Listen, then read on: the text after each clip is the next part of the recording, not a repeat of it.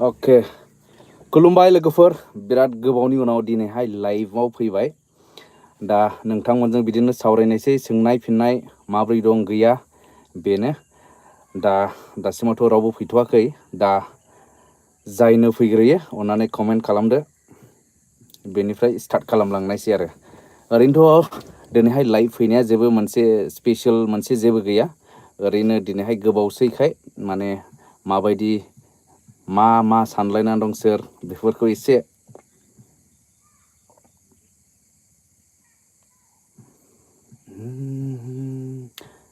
सानै फैबाय welcome to the live stream Bijit Brahma hi hello' brother र' आं मबाइल गंसेयाव नायनि दे खुसेंग्रा नार्जारि हाय आदा हेल' फंबाय माबोरै दं ओमफ्राय बबे जायगानिफ्राय नायगासिनो दं बेखौहाय अन्नानैहाय कमेन्टआव हरफायोब्ला आं मोजां मोनगोन खारन आंबो एक्जेक्टलि मिथिया दाबो सोर बबे जायगानिफ्राय नायो शिबा तिर्कि हेल' आदा हाय शिबा महाय दं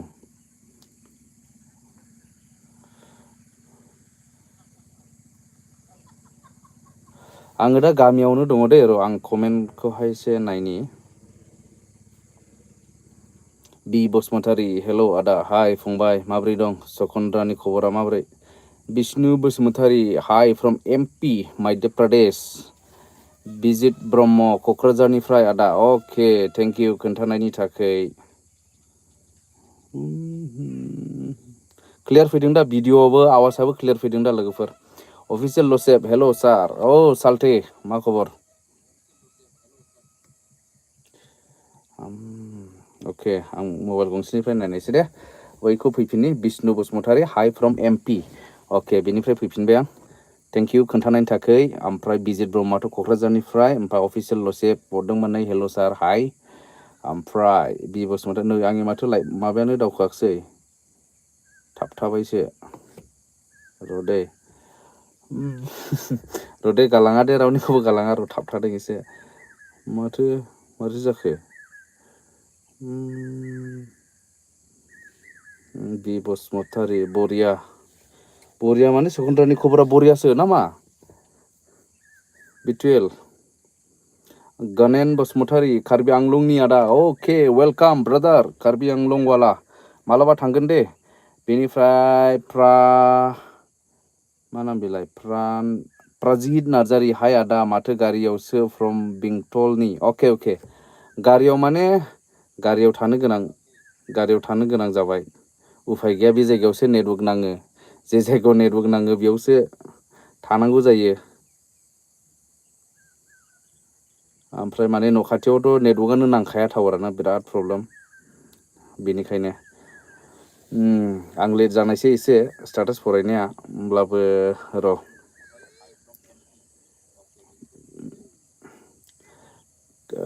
प्रजित आदा मा बियो जालिदास हेल' सार हाय अफिसियेल लसो बहा दं सालथे आङो माबायाव दङ सालबारिनि फिल्डआव गारिखौ पार्किं खालामनानै बेयावनो खालामनायसै आरो दिनैहाय लाइभखौहाय दसे ओमफ्राय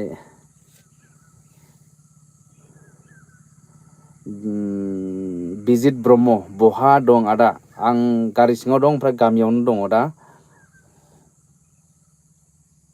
माबा मोनसे मेसेज फैबाय नामा र' दे र' ओमफ्राय बि बसुमतारी साउन्डआ बरिया दे थेंक इउ खिथाहरनायनि थाखाय ओमफ्राय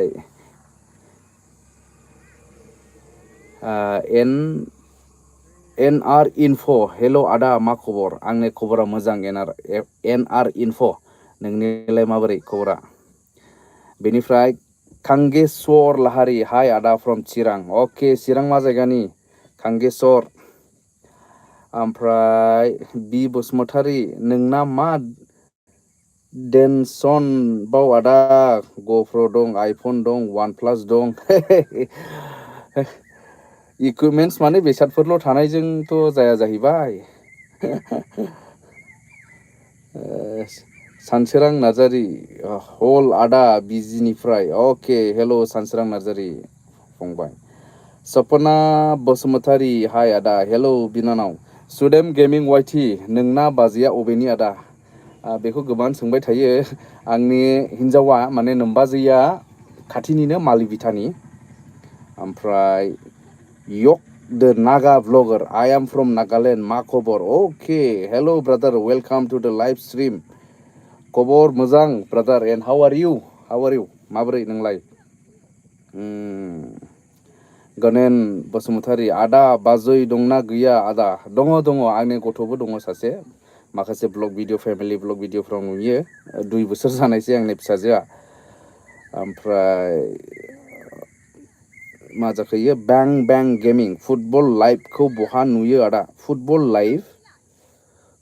लाइभ माने बबे फुटबलखौ बेबा नायनो नागिरदों नोंबा ओरैनोथ' फुटबलफोरखौथ' लाइभआव नोङो जिअ' टिभिफ्रावबो नुनो हायो ओमफ्राय बिदिनो माखासे अटिटि प्लेटफर्म बिराद दंसै आजिखालि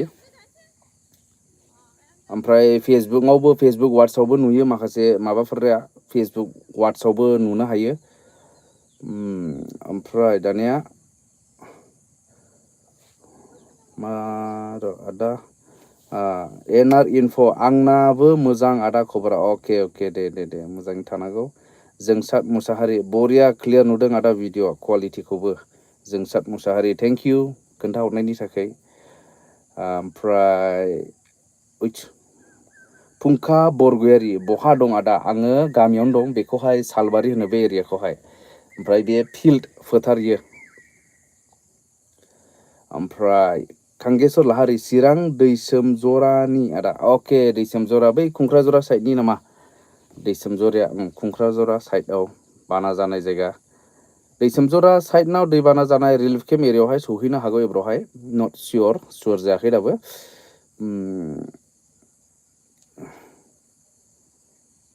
खांगेस्वर लाहारि चिरां खान्तेस्वर बसुमतारी बयबो सुखुआव थाजोबथों इसोरनि अननायाव राइट बयबो सुखुआव थाजोबथों इसोरनि अननायाव नंगौ सैथो ओमफ्राय माथो आंनि सातनानो दावखो जाखो प्रजित नार्जारि गुवाहाटियाव हमजानाया बबेनिमोन आदा बेखौथ' जायफोरा हगारदों बिसिनि भिडिअ नायनांसिगोन आं मोजां खबर लायाखै भिडिअआथ' आंनावबो सफैदोंमोन ओमफ्राय आं मोजां नायनायबो जायाखै बे आरो खोनानाया सासेथ' चिरांनि जाहैबाय ओमफ्राय सासेखौथ' चिरांनि साबसे मिथिया क'क्राझारनिबो चिरांनिबो दं होननानैल' आं मिथिदों आरो आं मोजां नायनाय जायाखै डिटेल्स थाम्फै फैबाय खिन्थु जायगायावहाय थाम्फै फैबाय गरमबो गारियाखौबो ग्लास खेवदोंना ओमफ्राय दानिया फुंखा बरगयारि आं बेंटल खानिपुरनि आं आदा अके दे बेंटल खानिपुरा बाजारनि सानजामोन नामा खानिपुरा बबे साइडनिखौ होनोमोनथाय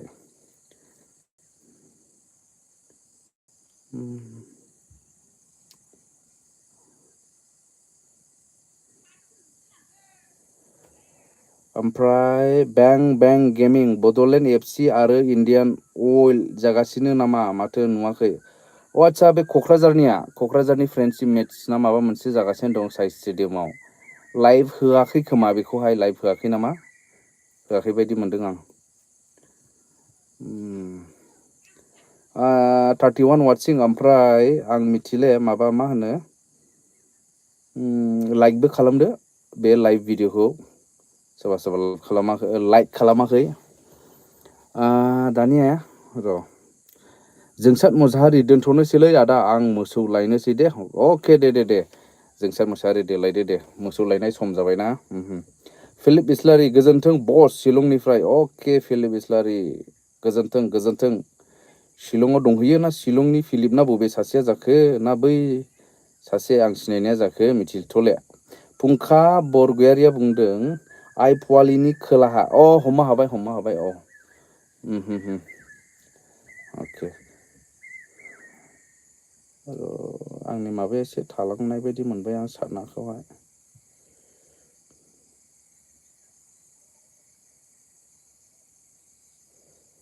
सात माने कमेन्टखौ एनआर इनफो लाइक डान आदा अके थेंक यू फर लाइकिं बेनिफ्राय दा हाउ मेनि आर वाचिं 28 वाचिं दा 28 नि गेजेराव 28 नि गेजेरावहाय सोर सोर मबेनि बेथ' फ्राय खोन्थानानै लाजोबबाय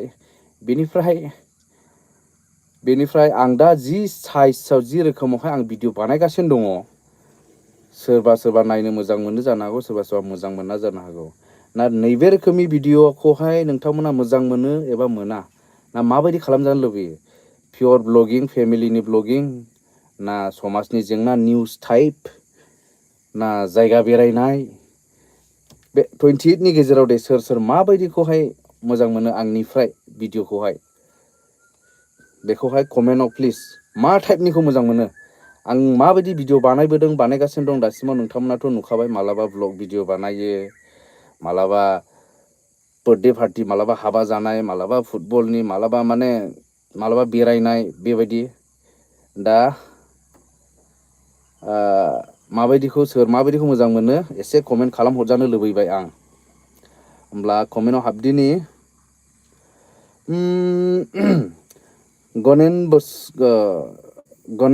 गनेन बसुमतारी बाजैखौ देखायलाय आदा बाजैया गैया दा न'आवसो ओमफ्राय आं ओरै साइडआवसो दंफैयो जाहैबाय दंब्लाथ' देखायगौमोन ओमफ्राय माने न'निफ्राय आं लाइभ होगौ सानो माने न'आ एखेबारे नेटवर्कआनो नाङा जिअ'बो नाङा एयारटेलबो नाङा ओरैबायदि अबस्था ओमफ्राय जेरावहाय दा नेटवर्क खाथि टावार खाथियावनो फैनानैसो मावफैनाङो लाइभ हगारनाय आरो आपल'ड खालामनायाबो सेम प्रब्लेम आपल'डखौबो आं बेयाव फैनानैसो खालामफैनो गोनां जायो बिराद खस्थ' दानिया प्रजित नार्जारिया बुंदों जाहैबाय बिबोनां दंना गैया सालथे सासे गोनांथि जादोंमोन सालथे आदसा बिनानावाथ' गैले बेनो लास्टमोन ओमफ्राय फंबायसो गोलै दङ सासे आंनि हिनजावनाया ओमफ्राय एनआर इनफ' आं बेंटल सेरफांगुरिनि आदा अके वेलकाम ब्रादार एनआर इनफ' बेंटल सेरफांगुरिजोंथ' थाङो सम सम लाजार दैमारि हाय ब्र' हेल' ब्र' एनआर इनफ' आदा आं नोंनि गासिबो भिडिअ ब्लगखौनो नायनानै मोजां मोनो अके थेंक इउ एनआर इनफ' थेंक इउ गोजोननाय मोनो ओमफ्राय आंनि माबाया बेयाव स्ल' जाखो ना मा जाखो बुजिनो मोनाखिसै आं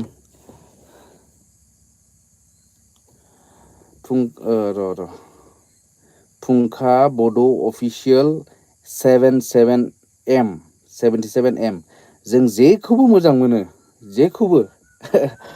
जेखौबो माने एनि भिडिअ अके नेक्स्ट दुंग्रा हेल' ब्रादार हाय ब्रादार माबोरै दं दुंग्रा बबेनिफ्राय दुंग्रा ब्रादाराबा जेनेबा दुंग्रा Raman Narzary thank you welcome मानि थाखाय थेंक इउ एबा जायखिया दे हामबायसै नेक्स्ट गनेन बसुमतारी आदाया मा साख्रि मावो आङो जेबो साख्रि मावा दा न'आवनो ओरैनो ओमफ्राय पार्ट टाइम मोनसे मावो मोनसे स्कुलाव बेखौहाय उनाव आं भिडिअनि गेजेरजों खोन्थागोननायसै पार्ट टाइम मावो सप्तायाव खेबसे बर्थमान आरो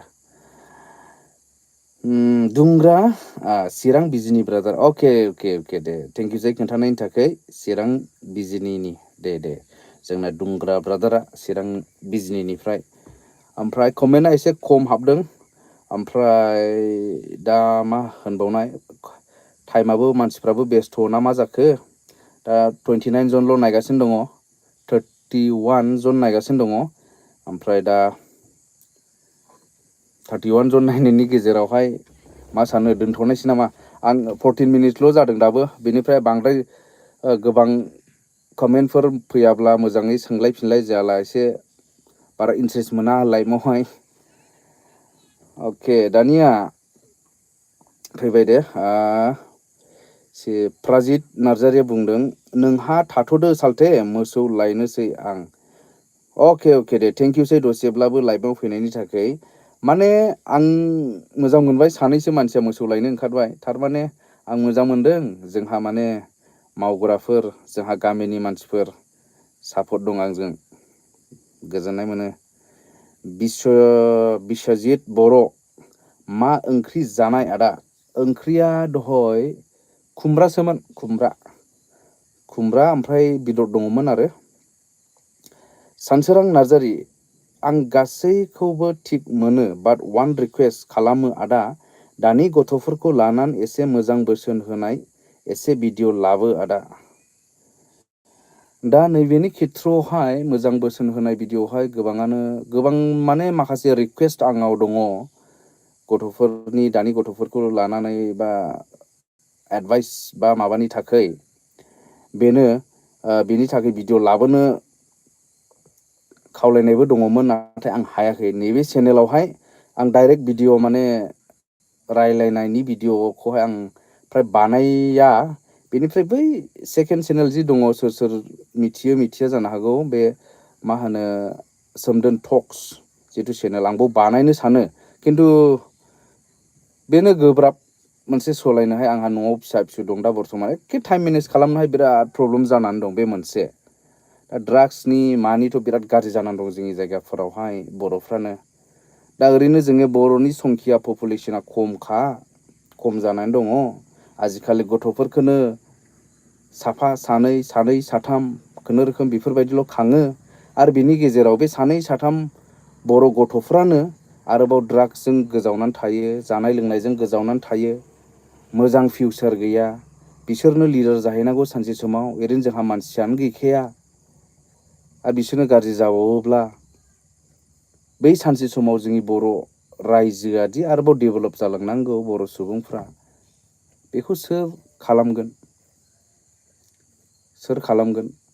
नैबे आरो दा सासे बे फंबाया बे बोसोन होनायनि भिडिअ होननायखाय आं गोसोजों जास्ट बेखौनो डाइरेक्ट आं बुंबाय। दा मेन प्रब्लेमा जोंनाव बेनो, उन्दै बैसोआव हाबा जानाय, ड्राग्स बाहायनाय, हाबि जाबि ओरै बे। दा बेनिखायनो गेदेर गोलावफ्राबो, इन्टेलेक्सुवेल्सफ्राबो, गामिनि दैदेनगिरिफ्रा दायथ' लानांगौ। दायथ' लायोब्ला मोजां जागोन, खारन जोंहानो उननि समावहाय जोंहा दैदेननो, समाजखौ दैदेननो, हारिखौ दैदेननो मानसि गैयि जाहैगोन। बे बारा गोलाव बुंथ'ले, गुबुन कमेन्टआव हाबबावदिनि। ओमफ्राय आं नाजागोन, सोर सोंदोंमोन बेखौ? सानसोरां नार्जारिया सोंदोंमोन। सानसोरां नार्जारि ब्रादार, आङो उननि भिडिअआवहाय उनावहाय आङो नाजागोन बै सेकेन्ड चेनेलाव होनोहाय। ओमफ्राय नैबेयावथ' आं फ्राय इनफरमेटिभ ब्लग बानायो नालाय, बेनिखायनो आरो। मेटालिक किं, आलासि जाहैनांगौ आदा आदामोननाव ख्रिस्टमासआव। अके, सुर मस्ट वेलकाम ब्रादार, फै दे फै। सोमदोन बसुमतारिया बुंदों, नोंनि भिडिअखौ नायबाय थायो आदा आं। अके, थेंक इउ स' माच सोमदोन बसुमतारि, नामाबो एखे जाहैबाय जोंनियाथ'। सापर्ट खालाम। ओमफ्राय कार्नेलुस नार्जारि, प्रटेक्सना होदोंना होआखै आदा? प्रटेक्सना बै साहाजों मोनसे होबाय। दा प्रटेक्सनाथ' मालि बिथानि क्लियार जाबाय। बेनि उनाव बिटिनियावहाय मैया दाख्लैनिफ्राय बानायगासिनो दंमोन, आं मैया दाख्लै भिडिअ हगारदों बे। ओमफ्राय बिनि उनावहाय गाबोन मोनसे आरोबाव प्रटेक्सन मावनो थांगासिनो दं जोंनि न' खाथियावनो। बेनिफ्राय आं दाबसे जायगायाव थांगौ गाबोन, बङाइगाव। ओमफ्राय बे भिडिअखौ लाबोनो हागोन ना हाया नायनोसै, थाब सफैफिनोला कभार खालामनानै दिन्थिनो नाजानायसै। जों गामिथारावनो आरोबाव जोंनि न'नि एसे सानजा साहा बेवहाय प्रटेक्सन होबावनो नागिरदों आरो रायजो राजाफ्रानो। बेखौहाय माबागोन। ओमफ्राय बै इन्द्रापुर साइडनि कमप्लिट जादोंना जायाखै आं बेखौ एक्जेक्टलि खबर मोनथ'वाखै, दिनैफोर कमप्लिट जाबाय जानो हागौ। Okay, next, Lisbon Narzari. Good evening, sir. How are you? I'm very much fine, Lisbon. How are you? And where do you stay and study now, Lisbon? Bodo Kalyan mix coming soon. Ada 100K. Yes, 100K coming soon. Coming soon होनद्राय जाया. दाबो दंबावो गोबां नांबावगौ। Anyway, support खालामबाय था। दा आं 100K खौथ' मा होननो, आंहा जा साबसक्राइबार दं, नोंथांमोना नायनो मोजां मोनो, नोंथांमोना नायबाय थाब्लानो बेनो जथेस्थ' होननानै आं सानो आरो। सोरबा जास्ट साबसक्राइबल' खालामनानै भिडिअखौ नायाब्ला, नायनो इन्टारेस्ट मोनाब्ला माने बारा लाब जाया। बे आरो। दानिया बिश्वजित बर', माहाय थांदोंमोन आदा? आं बिश्वजित बर', आं जेरावबो थांखायाखै दिनैहाय, ओरैनो गोबावजोंहाय माने लाइभ होनायसै, गोबावसैबो होननानै ओरैनो माने दिनैथ' भिडिअबो गैया नालाय, मैयाबो गैयामोन, गाबोन फैगोन भिडिअआ। ओंखायनो दिनैहाय जास्ट लाइभ। जायफ्रा एक्टिभ माने भिडिअ नायग्राफोर, आंनि भिडिअ नायग्राफोर, बिसोरजों एसे ओरैनो अपेनलि खुला खुलि नुजानो होननानै फैखादों आरो डाइरेक्ट। कार्नेलुस नार्जारिया माने मेसेजखौ रिमुभ खालामखो ना माखो, थालांखो ना माखो। अके नेक्स्ट आर'नाइ ब्लग हाय आदा हेल'। बेनिफ्राय सेफ इशा गुड इभिनिं सार। हेल' गुड इभिनिं। कमेन्टआनो हाबाखिसै मा होननांगौ जाखो, ना खालामाखै ना आंनाव लेट हाबदों मिथिले। कामन कमेन्ट माबाफोर दङब्ला। ओमफ्राय नेक्स्ट सोमदोन बसुमतारी नोंनि थाखाय फुल सापर्ट आदा। अके थेंक इउ स' माच सोमदोन बसुमतारी ब्रादार। ओमफ्राय नेक्स्ट सानजि डि मुसाहारि गुड इभिनिं। एसे गरमखाय खोमसि जाहांबाय नामा? दा सिनायला गारिनि लाइटखौनो दसे सावनाङैसै। नै गोजासो जायो माथो। अजायाना सिनायसिनो दामब्लाबो ने? र' एसेबाव माला गारिनिबो बेटारिया जोबनायलाय गारि बोरायना। दानिया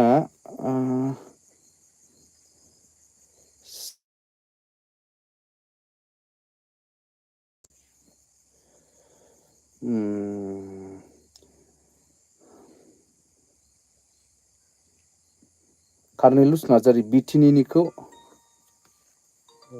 रदे हेल'।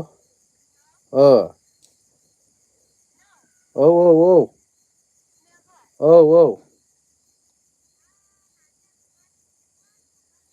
ओमफ्राय जोबाखै दासो 21 मिनिट थांदों नै। दसेबाव र'। है मा हफानांगौ फैले होननाया दे दसेबाव र'। आधा घन्टासो। औ बिदियालाय जाखागोन ना। नों लाइब्रेरियाव दोङाला।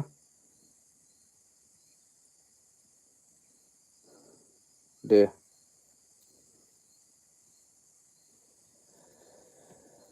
अके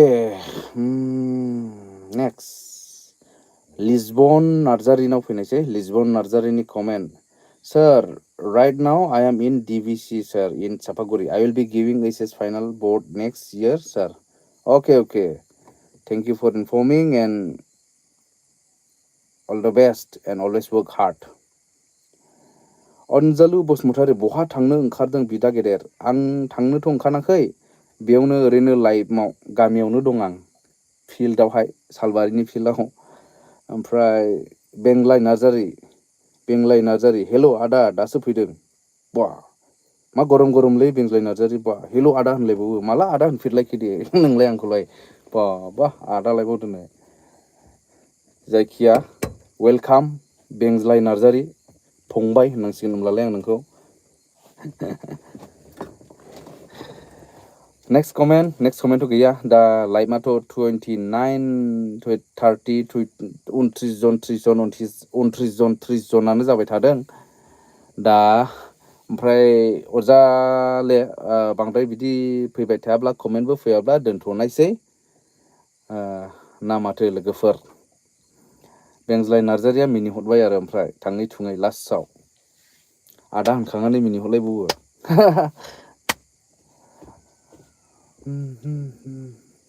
कमेन्टआ गैथ'ले नै जायखिया कमेन्टआ गैथ'लेब्ला दोनथ'नोसै नामा? आधा घन्टा ग्रोब खय मिनिट जाखो 24 मिनिट्स 6 मिनिट्सनि गेजेराव दोनथ'नायसै नामा?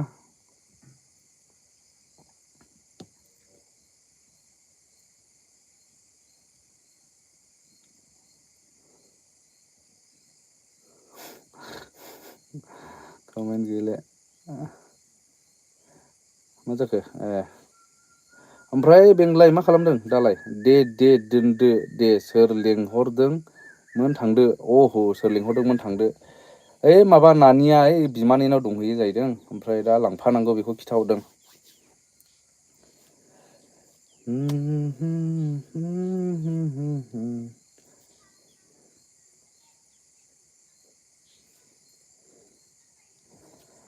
अके दोनथ'नायसै लोगोफोर। नोंथांमोना मा होनो दे बुंदो। दोनथ'नांगौला दोनथ'नानै थांनायसै मालाबा फैबावनायसै लाइभ। बेंलाय नार्जारिया उन्दुनानैसो दं आदसा दे जुदि आं बेखौहाय नै ओरै खालामनानै नायोब्ला माबायदि जायो र' हेस थाम्फैया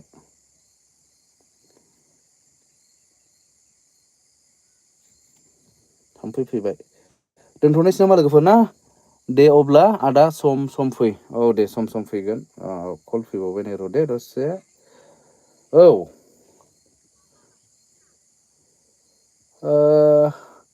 लाइब्रब दों आला दा मोनाद्रायगोन ना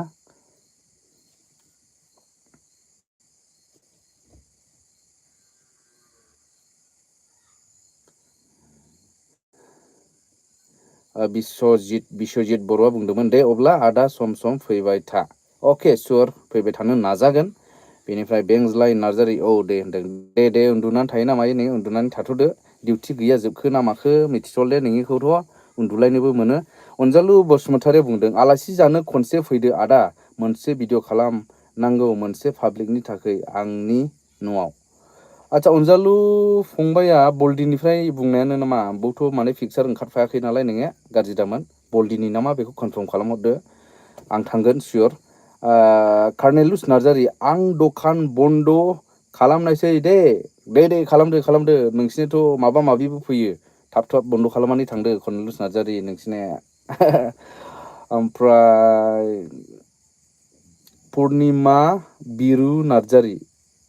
पुर्निमा बिरु नार्जारि हेलौ आदा मा खबर आंनि मोजां खबरा नोंनिलाय माबायदि खबरा खोन्थाहरदो अनजालु बसुमतारी येस बल्डि अके दे जागोन दे माब्ला थांनांगौ आंजों फन खालामनानै दिन थारिखखौहाय थिग खालामहरदो जागोन आं गाबोन बङाइगाव थांगोन मथा मथि गाबोन बङाइगाव थांगोन देवबारावथ' देवबार सोलाबले समबाराव आं कचबिहार थांनो हागौ ओमफ्राय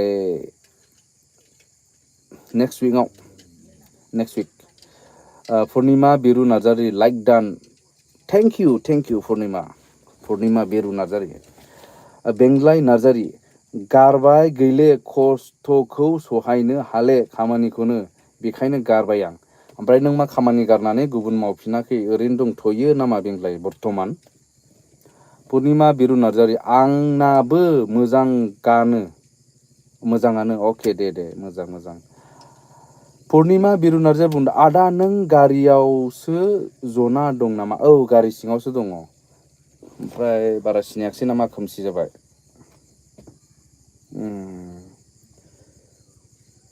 खोमसिद्रायाखैबो नालाय ओंखायनो लाइटनाबो बारा साथायथ'वाखै बिदि बायदिसो मोनबाय आं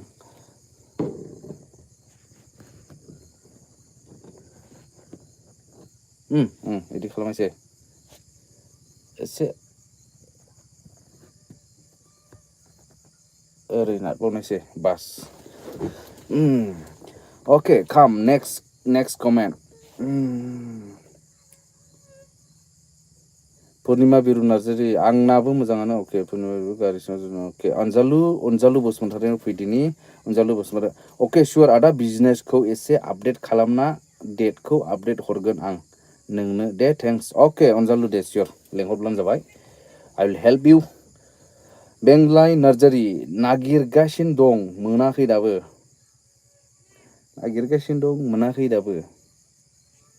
ओमफ्राय होमब्लालाय फैनोबो गोसो जाथ'वाखै बेंगलरावनो दंबाय थायो पुर्निमा बिरु नार्जारि सिनायदों अके दे पुर्निमा बिरु नार्जारि आदा नों बबेनि आङो चिरां डिस्ट्रिक्ट बिटिनि होननाय गामिनि जोङो भुटान खाथियानो होनजाबाय आमथेखाखौ खोनाबाय मालिबिथा बागमाराखौ खोनाबाय बे साइडआवनो जोंनि बिटिनि गामि अके ओमफ्राय दाने होनबाय अके दे 24 वाटसिं ओमफ्राय लोगोफोर दोनथ'नायसै नामा दोनथ'नायसै दे येस लाइक येस होनहरदो र' फुंखाया माबा मोनसे हरदोंनो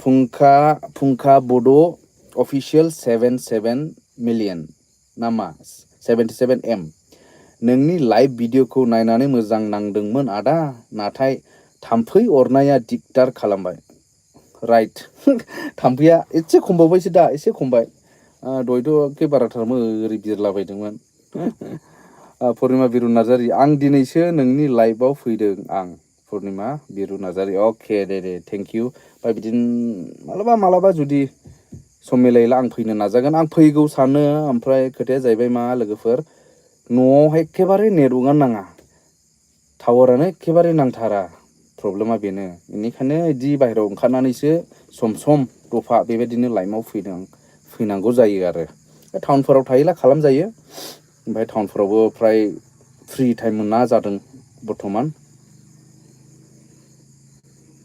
पुर्निमा बिरु नार्जारि आदसा पुर्निमा बिरु नार्जारिया गाज्रि मोनाला खोन्थागोन नामा बबेनिफ्राय नायगासिनो दङ बर्थमान दानिया मन्तेस्वर बर' गोदान फैबाय ने आदा मा खौरां नोंना आंनि खौराङा बर्थमान मोजाङानो ओमफ्राय नोंनिलाय माबोरै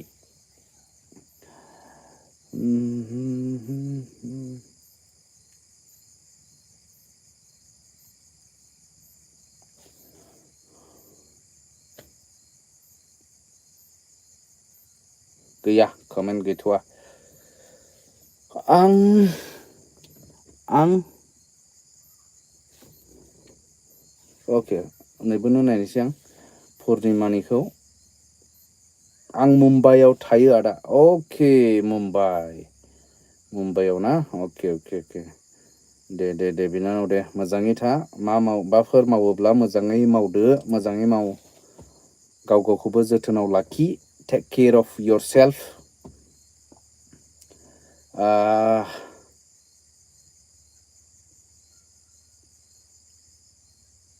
पुर्निमानिथ' जोब्बाय मन्तेस्वर बर'आ हरदों आंनाबो मेलां माने आंनाबो मोजां होदोंमोनदां दे हामबायसै ओमफ्राय पुर्निमा बिरु नार्जारि आं धेमाजि डिस्ट्रिक्टनि सिलाफथारनिसो अके धेमाजि सिलाफथार थांफेरथाराखै थांनो सानो समफोरखौनो मिलायहोनो हाया जादों दासिमबो सौहैनो हायाखै आं ओरैहाय धेमाजि साइडआवहाय पुर्निमा बिरु नार्जारि एसे फिसा जब मावो अके एनिवे फिसाब्लाबो गेदेरब्लाबो मावनांगौल' पुर्निमा बिरु आंहा फेमिलि दं अके दे मोजाङै था फेमिलियाबो होजोंनो ज' थायो नामा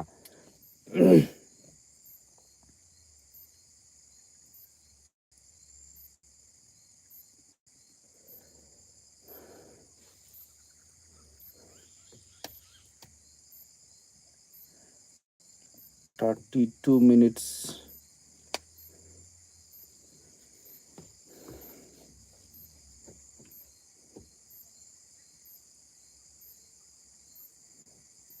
कमेन्टआ हाबाखसै आंनाव लेट जाबाय ना कमेन्टआनो हरखायाखै जायखिजाया फोजोबनांगोन दोनथ'नोसै नामा लोगोफोर दोनथ'नायसै खोमसि पुर्निमाया होनदों जों नासानोबो खामानि मावो बुजियाखसै जों नासानोबो खामानि मावो दानिया गोदान फैदों नै हिर' बि ब्रह्म हेल' ब्र गुड इभिनिं ब्र गुड इभिनिं हिर' ब्र जोङो हिर' ब्र'आ मबेनिथाय प्लिज खोन्थाहरदो हायोब्ला पुर्निमाया बुंदों सानैबो खामानि मावो अके हाजबेन्ड वाइफ सानैबो नामा हौवा हिनजाव पुर्निमानिया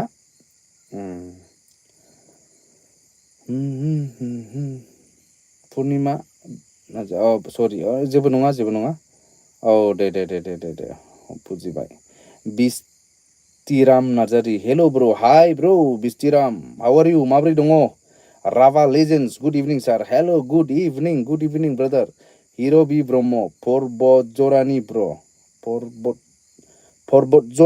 पर्बतजरानि नैबे क'क्राझार पर्बतजरा ना चिरांनि पर्बतजरा बेबा दा कमेन्टसा गोख्रै फैयोला गोख्रै रायलायनाय जागोन कमेन्टसा आस्थे फैयोला आस्थे रायलायनाय जागोन बिनिफ्राय कमेन्टआ फैथाराला आस्थेयैनो लाइभ भिडिअ'आबो जोबगोन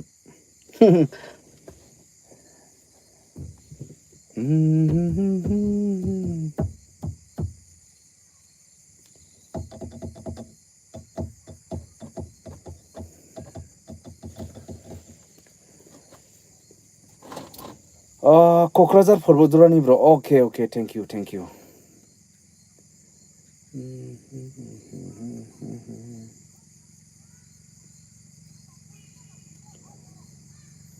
नेक्स्ट बिसिराम नार्जारि आं केरालायावसो दं ब्र' आं नोंनि भिडिअखौ जोबोद मोजां मोनो थेंक इउ स' माच बिस्टिराम ब्र' ओमफ्राय मोजाङै था खामानिफोरा मोजाङै माव न'नि बाहेरायाव थाहैबाय खस्थ' खालामनाया माने फिथाइ थायनांगौ फिथाइ थायहोथार मोजाङैनो फिथाइ थायहो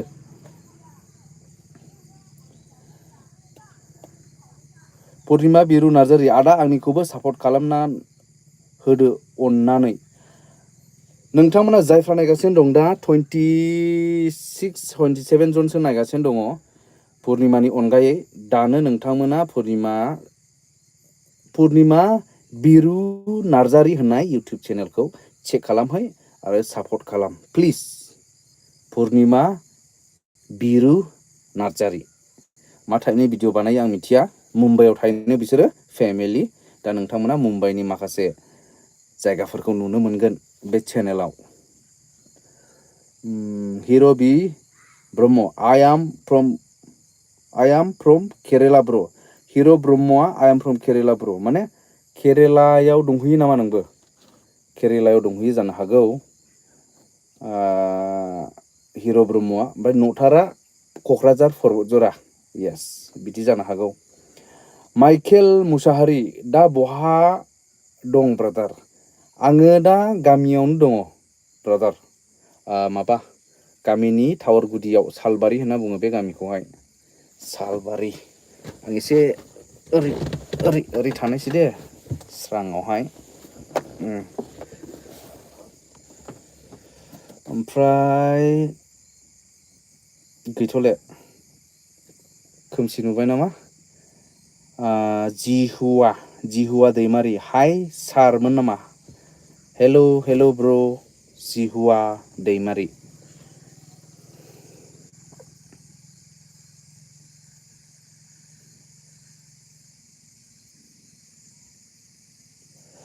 आरोबाव आं खेबसे सोंबावनायसै दहाय आङो सोंदोंमोन नायग्राफोरनाव जायफोरा आंजों दा रायलायगासिनो दङ कमेन्टनि गेजेरजों नोंथांमोना गोदान माबाफोरथ' फैयाखैदां नायग्राफोर फैयाखैब्ला दोनथ'नायसै लाइभ भिडिअखौ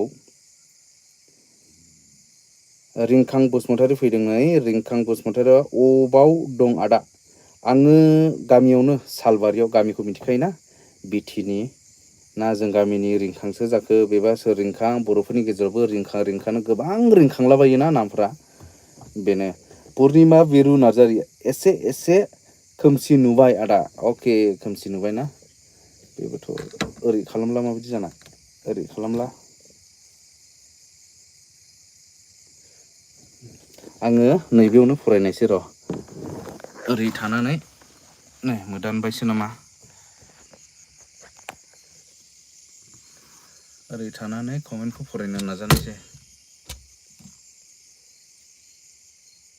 आदसा कमेन्टथ' लेट हाबदों ना कमेन्टआनो खम हाबदों मिथिला जायखिया लोगोफोर दोनथ'नायसै बायदि सानबाय आङो पुर्निमा बिरु नार्जारिया बुंदों जा मोजां मोनो आं नोंनि भिडिअखौ नायना अके थेंक इउ स' माच ओमफ्राय रिंखां बसुमतारी बेंटल गेटनिसो आं आदा अके वेलकाम ब्रादार थेंक इउ जोंनि बर'फोरनि गेजेराव गोबां रिंखां नाम दं नालाय ओंखाय गामिनि फंबायासो नामाबो सानदोंमोन आं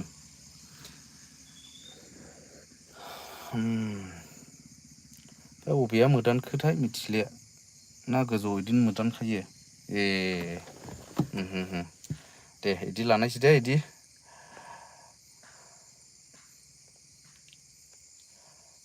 हिर' बि ब्रह्म आदा नों बिल्डिं लुवाबा जोंखौ खबर हर लुयोब्ला नामा बिल्डिंखौलाय आंलाय महाय लुनो हानाय उनफ्राव नायनि हानोबो हागौ बोरैबाफोर खाफाल गोबाबायोब्ला नायनायसै लिंहरनो नाजागोन आं मामोनलाय हिर' बि ब्रह्म ने दे सम बिदिनो कमेन्ट खालाम गोसोआव थानाय बायदि आरो सोरनोबा नांगौ जायोब्लाबो लुहोनो हागोन बिल्डिंखौ ना आंनिखौल' लुनो गोसो जादों दानिया एनस व्लग्स आंलाय दासो फुटबल गेलेना फैदों आदा अके दे वेलकाम ब्रादार वेलकाम एनस ओमफ्राय पुर्निमा बिरु नार्जारि बुंदों दे होनबा ना आदा आं खामानियाव थांनोसै अके दे थेंक इउ सो माच पुर्निमा मोजां मोनबाय नोंनि कमेन्ट फरायनानै माखासे सावरायनानै मिथिलायनानै बिदिनो सापर्ट खालामबाय था आंबो सापर्ट खालामगोन एन्ड नोंथांमोन बयबो सापर्ट खालाम पुर्निमा बिरु नार्जारि होननाय इउटुब चेनेल मुम्बाइआव थायोनो मुम्बाइआव जोंनि बर' सुबुं दे दसे फैनायनि थाखाय हामबायसै पुर्निमा बिरु खामानिया मावहैदो मोजाङै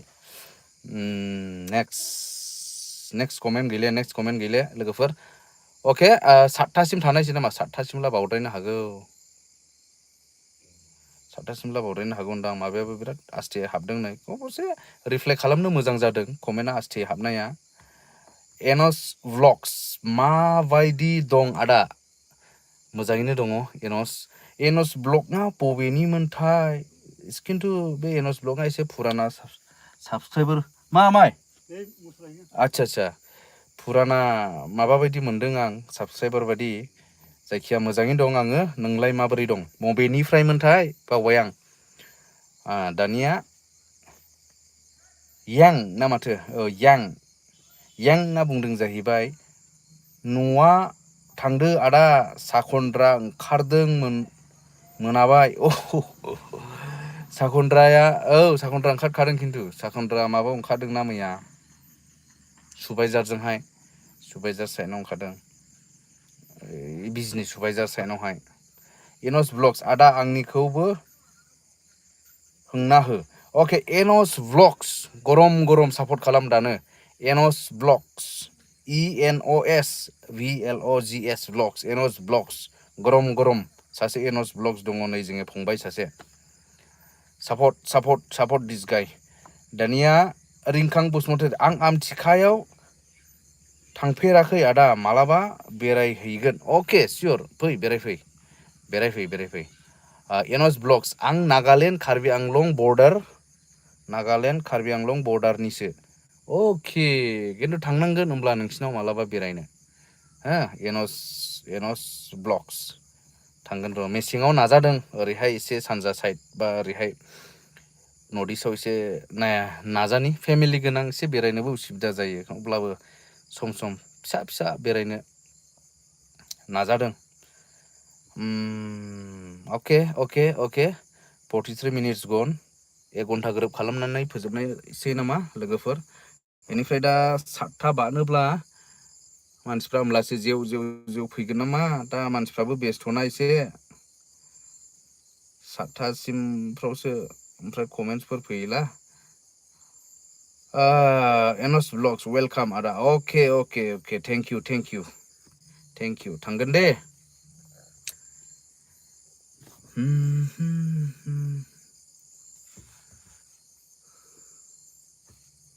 23 वाचिं ओमफ्राय बे माखासे 26 वाचिं 26 फोरा जायफोरा नायदों 26 जना माने कमेन्टबो खालामाखै माने जास्ट ओरैनो माने कमेन्ट फरायनाय ओमफ्राय रायलायनायखौहाय नायदों जाहैबाय जेन'बा कमेन्ट हराखैब्लाबो नायनायनि थाखाय थेंक इउ स' माच बयनिसिमबो दे थेंक इउ बेनिफ्राय कमेन्टथ' गैथ'लै नै 44 मिनिट्स गन गरमबो मोनबाय माथो एसे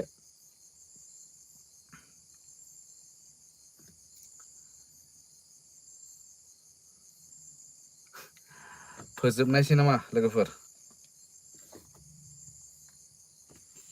एनस ब्लग्स आदा आंनि साबस्क्राइबारा 491ल' आदा जेबो नङा खेबसेनोथ' महाय गोबां साबस्क्राइबार मोनो जायखिया बानायबाय था जालांगोन आरो नोंथांमोनाबो जायफ्रा नायदों सापर्ट खालामलायदो एनस ब्लग्सखौहाय जानो हागौ बिथाङा ब्लग्स हिसाबै आंबो नायाखै माबायाव खालामो खोमा नागालेण्डफोरनि ओरै बर्डार हाजो एरियानि माखासे भिडिअफोर नुनो मोनगोन रडे फन रायलायनि दे दसे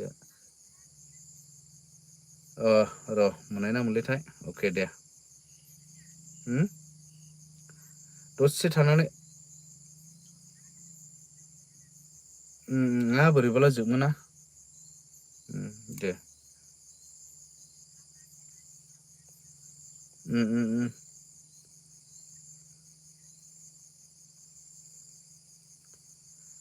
Okay, next. जिहुआ दैमारि दैबानाफोरा रानबाय नामा सार? दैबानाफोरा बर्थमान रानबायानो होनदो, अखाया खम नालाय। अखा हानायजोंसो जायो जोंनिजों बानायानो, ओमफ्राय ओरैनोथ' अखा हाला बाना जाखायानो। ओमफ्राय दैबानाया दाबो दैज्लां बोथोरा दंबावो नालाय, ओंखायनो उनावहाय जाबावनो हागौ, जेबो बुंथ'नो हाया दा। दैज्लां बोथोरानो दंबावो नालाय, बेनिखायनो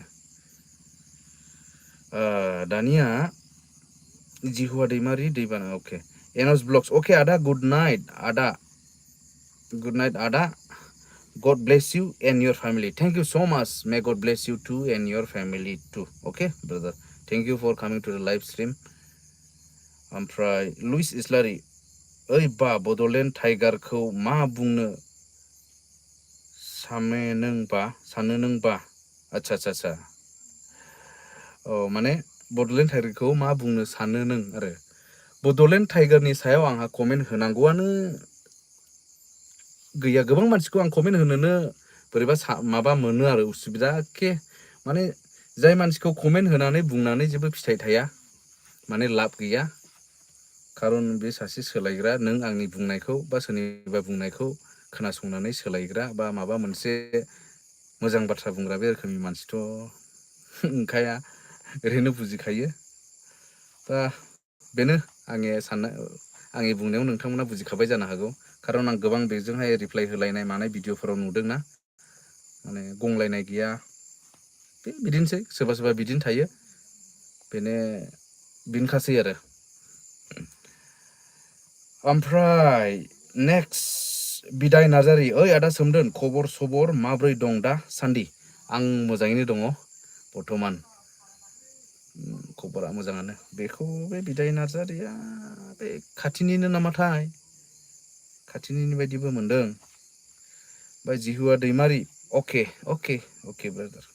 ओमफ्राय सानसोरां नार्जारि, आदा आंबो ओंखारथ'नोसै लाइभनिफ्राय, मोजां नांदों आदा। अके दे, थेंक इउ स' माच दसेब्लाबो लाइभआव फैनायनि थाखाय दे, thank you and keep supporting, support खालामबाय था। बेनो आरो सापर्ट खालामनो, बेनो भिडिअफोरखौहाय लाइक खालामनांगौ, शेयार खालामनांगौ। ओमफ्राय मा खालामबावनांगौमोनलाय? शेयार, लाइक, कमेन्टस, बिदिब्ला भिडिअफ्रा मोजाङै गोसारसिनो, बेनो आरो।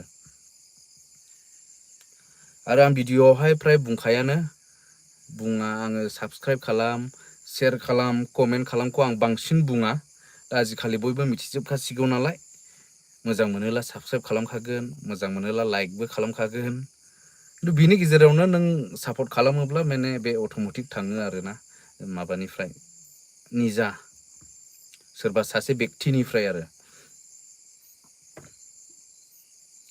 होमब्ला दोनथ'नोसै नामा लोगोफोर? बेखिनियावनो दोनथ'नायसै बायदि सानबाय आं। उनावहाय सम मोजां मिलायनानै 7टानि उनावहाय 8टाफ्रावसो आं फैनोसै नेक्स्ट टाइमावहाय। माने दाबायदियावहाय बयबो बेस्थ'बो जायो, आं ओरैनो जास्ट फैदों गोबावसैखाय। अब्लाबो नैबे दसे सम फैनानै सावरायफैबाय, खोथाफोर शेयार खालामलायफैबाय, बेनि थाखाय जोबोद गोजोननाय मोनबाय।